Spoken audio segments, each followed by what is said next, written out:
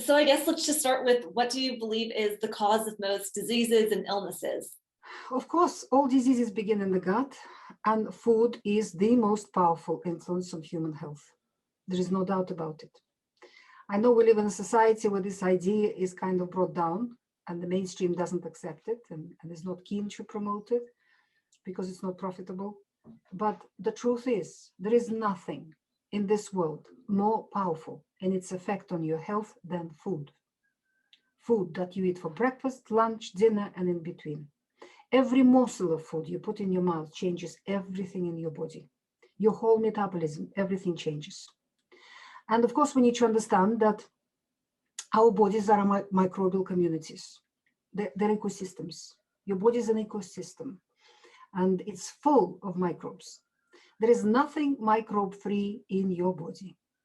The largest community lives in your gut, and researchers are telling us that 90% of all cells in the human body are in the digestive system. The most powerful influence on any microbe in the world is food. You change the food supply to a microbial community, and it'll change in a matter of minutes, maximum hours. Certain species of microbes disappear, other species suddenly appear out of nowhere, and the whole community changes and its function changes. So when you change your diet, that 90% of you that is sitting in your digestive system changes instantly. Certainly within hours, everything's changed. And what you need to understand, that microbial community in your gut is in charge of your body, in charge of everything. Not only digestion and absorption of food, it's in charge of your immune system, your immune function. Your immune system is pretty much fully 100% reliant on the composition of your gut flora and microbial composition elsewhere in your body. Your mood changes, your behavior changes, your neurotransmitter balance changes, which again affects the functions of your brain and your behavior and your mood and your ability to think, your ability to learn, your ability to act in this world. Your mind changes as a result. Your food preferences are dictated to you by your gut flora. People find it difficult to accept that actually the fact that I like chocolate muffins is not me that likes chocolate muffins. It's that microbial community sitting in my gut that loves chocolate muffins, and they're dictating to me to eat them because they're not in your best interests. It's the microbial community because you grew a group of pathogens in your gut and they love chocolate muffins. So they dictated to your brain that they want chocolate muffins. How do they dictate it?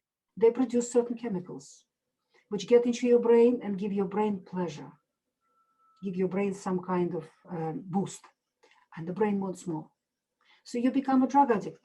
You become addicted to that chemical that your microbes in your gut manufacture when they eat chocolate muffins.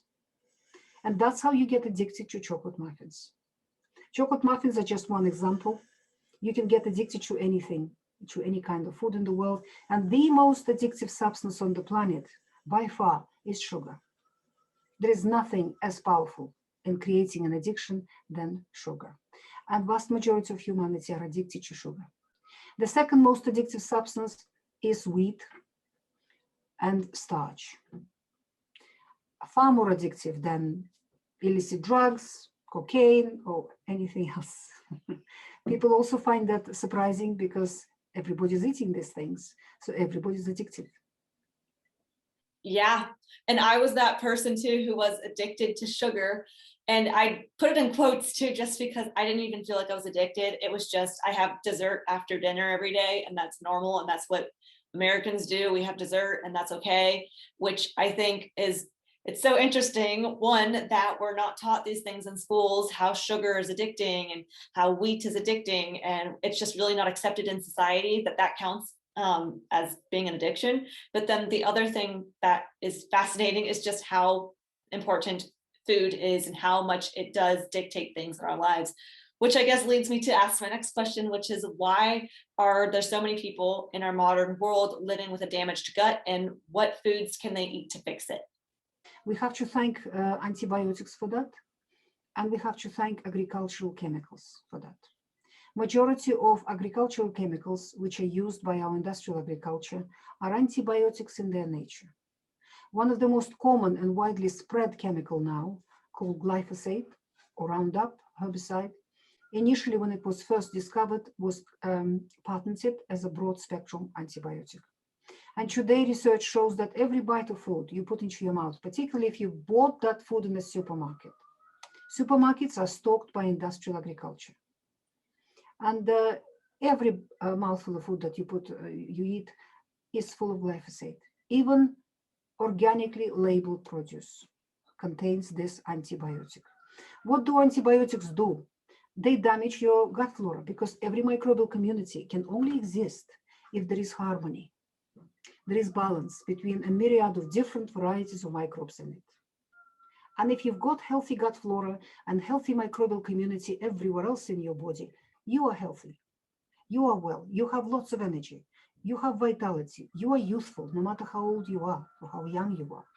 You have a beautiful, youthful appearance, and you're just functioning well. You're healthy mentally, you're healthy physically. But when that microbial community gets damaged, and that's what antibiotics do, and that's what agricultural chemicals do, and many other chemicals do, they kill off a bunch of microbes, a bunch of plants in that Amazonian jungle inside you, and the balance is gone. The harmony is gone. So all the other members of the community, which were resistant to this particular antibiotic for whatever reason, they suddenly are not controlled anymore. They overgrow and they start causing trouble. Microbes which used to be perfectly beneficial to you as part of the harmonious whole become pathogenic and start causing trouble in your body. They start digesting food in their own way and converting it into millions of poisonous chemicals, poisonous.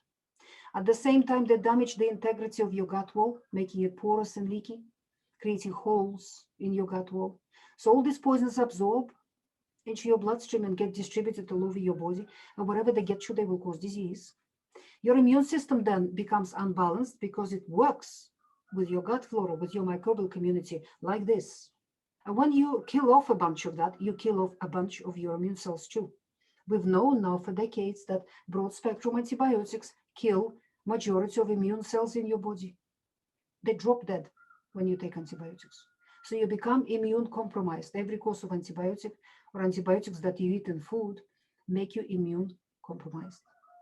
Because immune cells are microbes in their nature. They used to be, and they still are microbes. So the immune system gets out of balance. It gets damaged when this happens. And the immune system then starts launching inflammation all over your body, autoimmunity, allergies, all sorts of reactions. And immune reactions, whether it's inflammation or allergy or autoimmunity or anything else, produces symptoms. The pain, swelling, inflammation, limitation of function, nausea, headache, or your swollen joints or arthritis or anything else. That's an activity of your immune system, which is trying to deal with the situation, trying to straighten you up, trying to heal you, remove these toxins, clean you, change the microbial community. It's doing a very vital work. But of course, our mainstream medicine is trained to suppress the immune system. Particularly when you have an allergy or inflammation or autoimmunity, you are given powerful drugs to beat your immune system down, to make it completely disabled, in order to remove pain, to remove inflammation, swelling, whatever are the symptoms that you have. Symptoms are the way your body communicates to you that something's wrong. If you reduce symptoms, you're telling your body to stop calling for help and suffer in silence. So the disease can continue destroying you without you being aware of it. That's what symptomatic medicine does. And that is what our petroleum-based medicine does. They give you symptomatic drugs produced by petroleum-based pharmaceutical industry. And to just suppress symptoms, to beat your immune system down and not allow your body to clean itself or heal itself. Human body is a pinnacle of evolution. It is an amazingly, perfectly designed entity. It has all the healing and all the ability to look after itself and repair damage and clean itself programmed into you. Your body is constantly repairing itself, constantly healing damage, constantly cleansing you, constantly doing a lot of vital work. All we have to do is respect that work and provide the body what it needs, what it's asking for, rather than throw our clever inventions at it and force it and tell it that you're stupid, you don't know what you're doing, we are much cleverer than you are, here's a nasty pill, you take that, and deal with that on top of everything else that you're already dealing with. So the first thing that a body needs in order to heal any damage and to do its functions is food. Food, food, food, good food. When it comes to food, the first thing we need to understand that Mother Nature provided us with two groups of foods on the planet. There's plants and there's animal foods. Animal foods are the meat, fish, eggs, and dairy. Plants are fruit, vegetable, grains, beans, greens, nuts, all sorts of things. And these two groups of things work in the human body very differently. This needs to be taught into small children at school because we know these facts from a long, long time ago. A solid scientific fact that we have known for decades is that the only things that are perfectly digestible in the human stomach are meat, fish, eggs, and dairy, because their biochemical structure gets unraveled by hydrochloric acid, pepsin, and other elements of the stomach juice very beautifully, very perfectly. These are the only things that truly digest in the human stomach. After they digest it in the stomach, then they are passed into several meters of intestines where absorption of food happens. So the only things that can absorb are the things that got digested properly, right? You can't absorb things that haven't been digested. And the only things that got digested in your stomach were meat, fish, eggs, and dairy. So they absorb in your intestines. Plants, again, do not get absorbed much in the intestines. They provide juices, they provide minerals, they provide some vitamins, they provide some cofactors, but they cannot provide the bulk of what your body needs, and that is protein and fat. Your body is made out of these elements. Majority of your body is water, of course, like all life forms on our planet, majority of them is water. About 70% of your body is water. When we remove water out of human body, what's left, the dry weight, is 50-50, protein and fat. When we analyze human protein in a laboratory, we find that in its biochemical structure, it is almost identical to proteins that we get from meat, fish, eggs, and dairy. The same with fat. When we analyze human fat in a laboratory, we find that it's almost identical to fats that we get from animal foods. That's very important to understand. What about plants? Why do we eat them at all? They have protein and they have fats. But when we analyze the plant proteins in a lab, we find that they are completely unsuitable for building our human protein. Amino acid composition is wrong, certain amino acids are missing, other amino acids are in excess, and on top of that, they are indigestible for the human digestive system. So pea protein, soy protein, other proteins that are sold on the market made out of plant matter, first of all, are indigestible for the human digestive system. Secondly, they are inappropriate. Your body cannot use them for building your physical structure. Your heavy bones, your big muscles, your big brain, your big liver, your lungs, your heart, all of them, the physical structure that you live in, physical structure of your body, is made out of protein, fat, and water.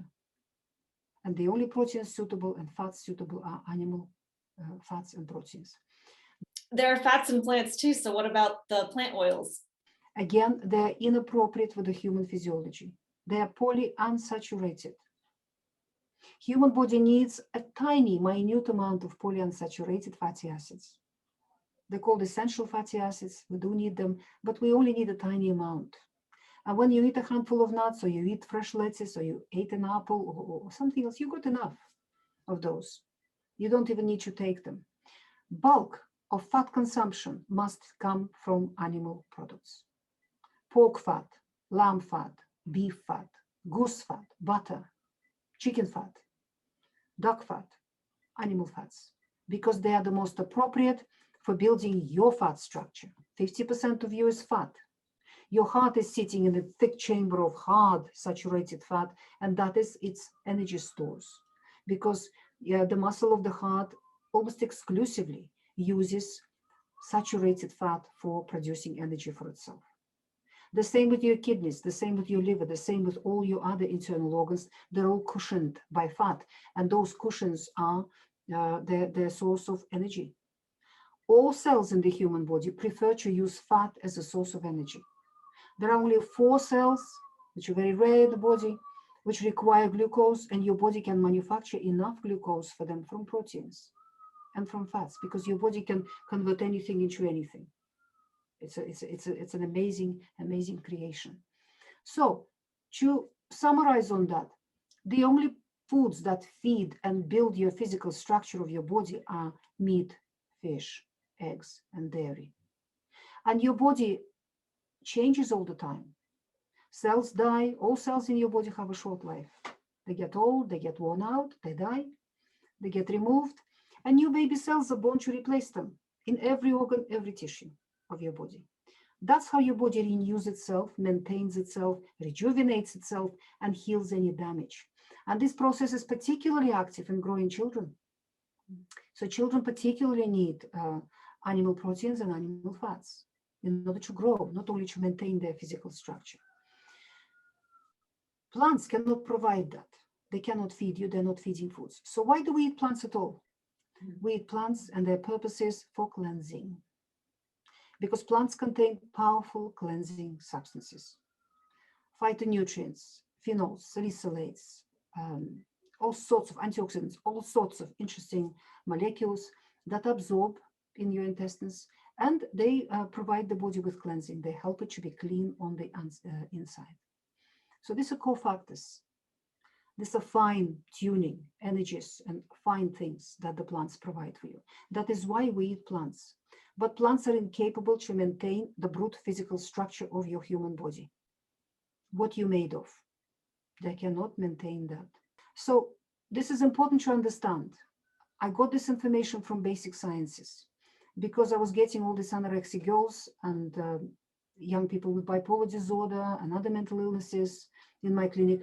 And very quickly it transpired that they became ill after they changed their diet and became vegetarians or vegans. So that made me very interested in this subject. I've asked myself, why? What's happened to them? Why this vegetarian lifestyle and vegan lifestyle is promoted as the most healthy all over the planet now?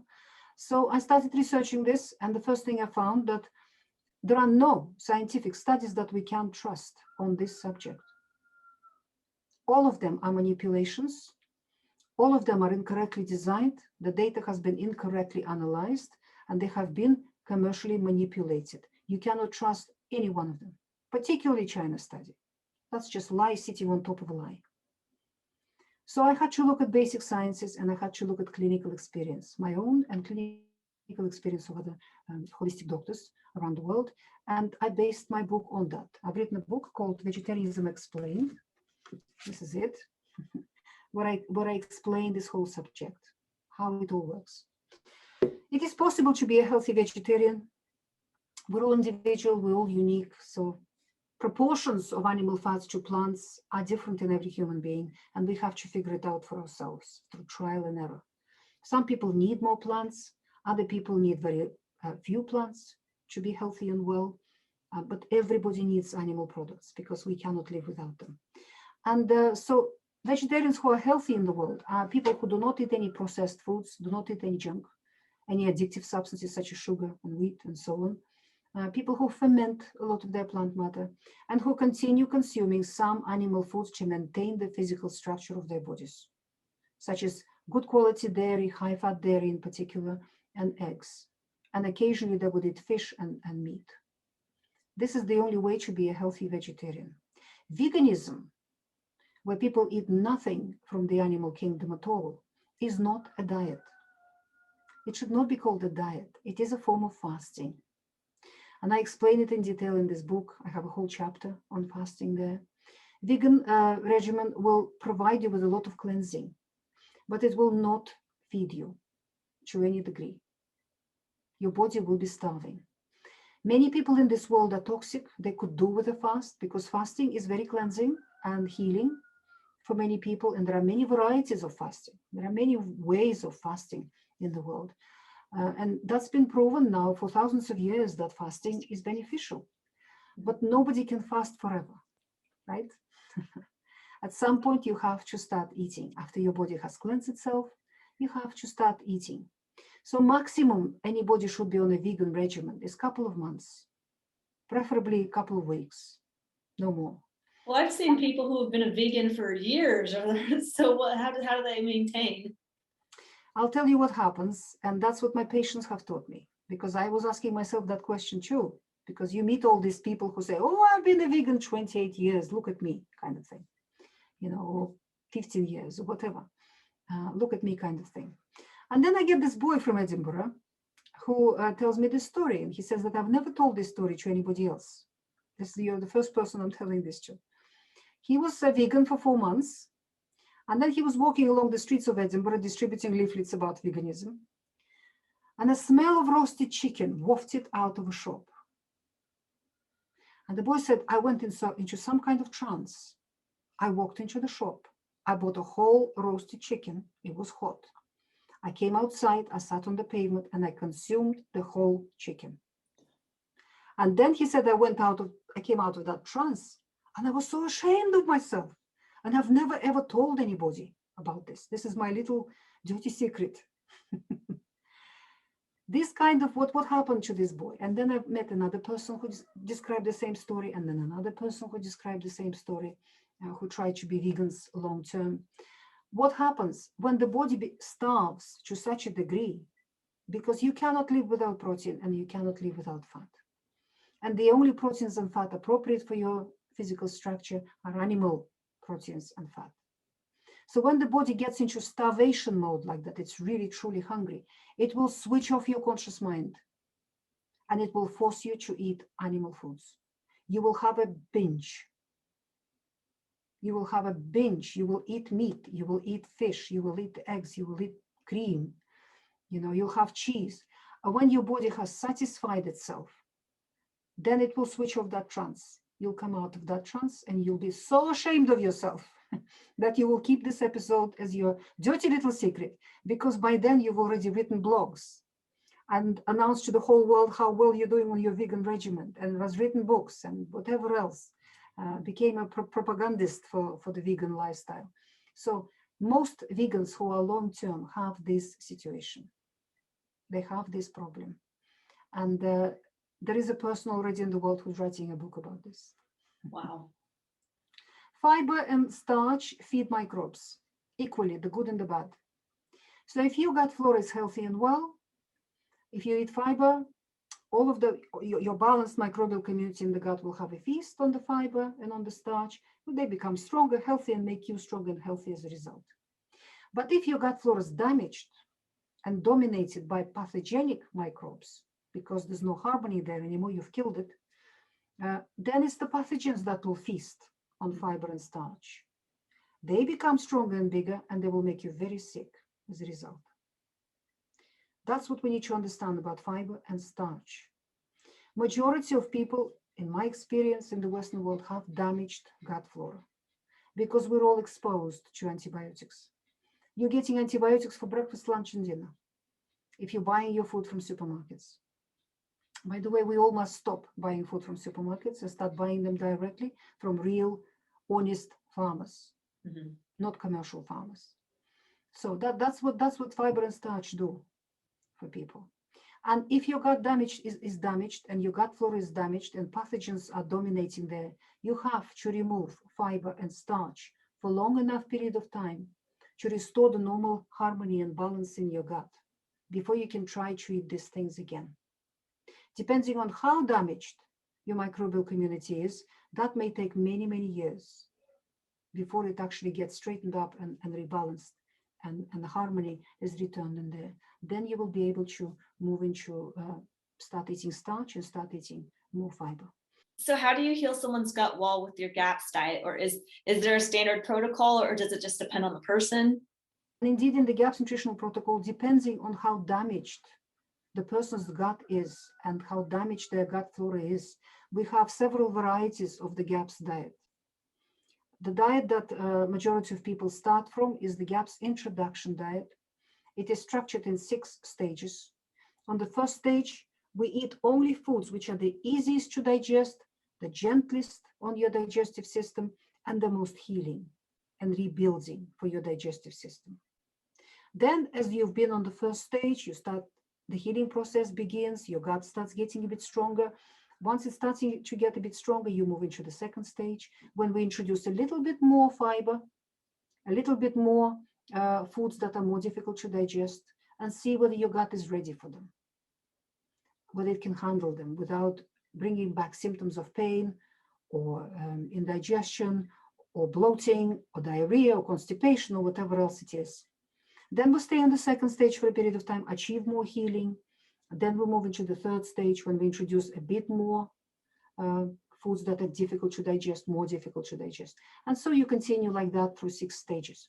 For people for whom an introduction diet is not gentle enough, and I have many patients like that, babies, children, young people, old people, middle-aged people, now, whose gut is so damaged, even the first stage of the introduction diet is not gentle enough for their digestive system.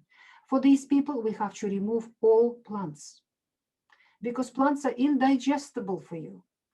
They're hard to digest. They're very hard on your digestive system. They feed microbes. And if your gut is dominated by pathogenic microbes, these are the ones that will have a feast and grow big and strong and make you even worse, even more ill. So I have patients who cannot tolerate any amount of plant matter at all. These are babies with FPIs. Their gut is extremely damaged. People with mental illnesses, severe mental illnesses, schizophrenia, bipolar, and other severe mental illnesses. Children and adults with ulcerative colitis, Crohn's disease, and other inflammatory bowel disorders. And other diseases where the gut is severely damaged. It cannot tolerate any plant matter at all. So these people go on the no plant GAPS diet. All they eat are animal foods. Not a speck from the plant kingdom is consumed. And when I discovered this, and when I started putting these patients on this variant of the GAPS diet, they started recovering fully from FPIs, from mental illnesses, from Crohn's disease, ulcerative colitis, and other severe illnesses. Children start growing, children start getting rosy cheeks, bright eyes, bushy tails, and developing normally. And it takes years for these patients very often to start introducing plant matter. Even the tiniest amount of plant matter brings back diarrhea, vomiting, constipation, mental problems, and so on. Because their gut flora, their whole microbial community in the body is so damaged, so disharmonious, it must not have any plants at all. It just cannot tolerate them because as soon as you give it plants, pathogenic species of microbes start thriving, start growing, and make the person ill again. So people who are on this diet, and many of them, particularly my patients with mental illness, they have been on it for 6-7 years, and they have no intentions of introducing any plants at all. They feel so well. They got their lives back. They're happy. They don't want to risk it. So never in their lives they intend to have any vegetables, any fruit, any grains, any greens, anything from the plant kingdom at all. I have quite a lot of patients who did introduce plant matter, but it was a painful and extremely slow process. We would start with fermented vegetables first. We would start with fermented courgette and fermented carrot. They're fermented for many months to pre-digest them, because fermentation, what is fermentation? Fermentation is when we employ microbes to digest the food for us before we put it in our mouths. So we grate the carrot, or we grate the courgette, we add salt, we pack it into a jar so that there's no oxygen access. It's an anaerobic process. They have to be drowned in their own juice. And we leave it to ferment for a few months. So the microbes digest these vegetables for us, pre-digest them, break them apart for us. Only then we take literally 1/3 teaspoon.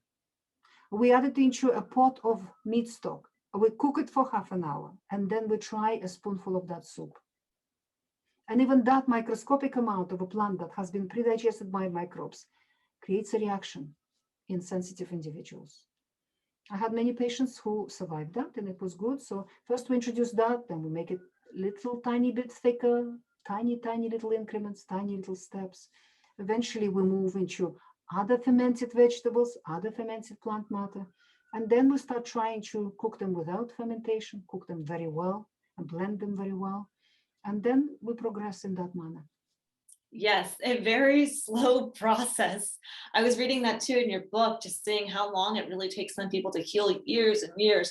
And even like you were saying, just a tiny amount of some plants or just something that their body's not used to digesting is just takes a really long time.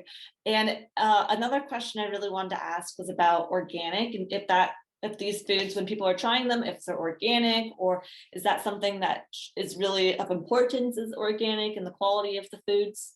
With organic standards, we have to understand that organic standards have been corrupted in the last 10 years. We cannot trust organic label in the supermarkets anymore. That is a sad situation, sad truth. Because the big agriculture and the big global corporations who produce all these chemicals saw decades ago, at least 10 years ago, how popular organics are becoming, and that more and more people want organic, clean food, and who wouldn't? So they wanted a piece of that pie, and because they dictate agricultural policies in Western governments, they put their people into Western governments. Every agricultural department in a Western government is run by these corporations, by Monsanto, Bayer, DuPont, and so on, ChemChina. So they have changed all the regulations around organics. Now we have organic pesticides, organic hydroponics. Hydroponics have no place in organics whatsoever, and lots of other practices which have no place in organics. So we cannot trust organic label in industrial, in the supermarkets. I have said that we must all stop buying food from supermarkets, because everything in the supermarket is provided by industrial agriculture. Lots of chemicals, lots of unhealthy practices, lots of cheating, and an organic label that you cannot trust. We have hundreds and hundreds of honest, decent, real farmers and farms in every country, in Western countries, particularly in America. We have lots. You can find them on Weston A. Price Foundation website. They publish a shopper's guide, a buyer's guide, who you can buy. Find these farms in your local area and buy directly from them. Because truly organic farmers are not subsidized by governments. Governments subsidize industrial agriculture. The subsidies actually come from industrial agriculture, sift through the government, and then are given back to industrial agriculture. It's a circulation of money, basically, these subsidies for industrial farmers. But with organic farming, the governments not only don't subsidize them and don't help them, they actually specifically designed to make their life very difficult. So those farmers who are surviving are the ones who have a strong customer base, people who buy directly from them. By buying directly from the farmer, you're cutting out all the middle people, so you can get proper clean food, real food, much cheaper than you would do it in a supermarket. And you're not feeding people who are destroying our world, destroying our planet, and who actually are now destroying the whole of humanity through what's going on in the last year and now, because these are the same people. Right. And we buy all of our meats from our local farmer too, from Weston A. Price website is how we found them. What does a typical day of eating look like for you? Maybe how many times in a day do you eat, and what do your meals look like, and where do you buy your foods from? Your farmer? I'm a farmer. I've got my own organic farm. Because working with food and using food as medicine for decades, I've been in medicine now for more than 30 years. You realize eventually you cannot trust anyone to produce your food. So we bought a plot of land 8 years ago now, and we converted it into an organic biodynamic paradise. So we buy virtually nothing. We buy very, very little. I buy salt. I buy olive oil, good quality cold pressed olive oil, which I don't cook on, by the way. I only use it as a serving on ready served meals. And we buy spices, we buy fish. That's all. Everything else is provided by the farm. We have our own milk, our own meat, our own eggs, our own vegetables, fruit, and leguminous. We grow everything ourselves. It's been quite a whirlwind journey. I'm loving it, because when we started, we had no experience in farming whatsoever. We were city people completely. We didn't know how to do all of this. And it just shows that it's not a rocket science. Anyone can learn. If we can learn, anybody can learn. And you learn every day something new. And there is all the know-how now, how to create regenerative farming, a regenerative organic farm in such a way that you are saving the planet. Mm-hmm. And at the same time, providing yourself with a huge amount of beautiful, healthy, truly organic, truly clean food. And we've got so much food now that it's enough for us and enough for our volunteers. We have volunteers that come to the farm all the time from all over the world, young people who come to us from all over the world. And we teach them how to do organic farming. And we feed them our wonderful food.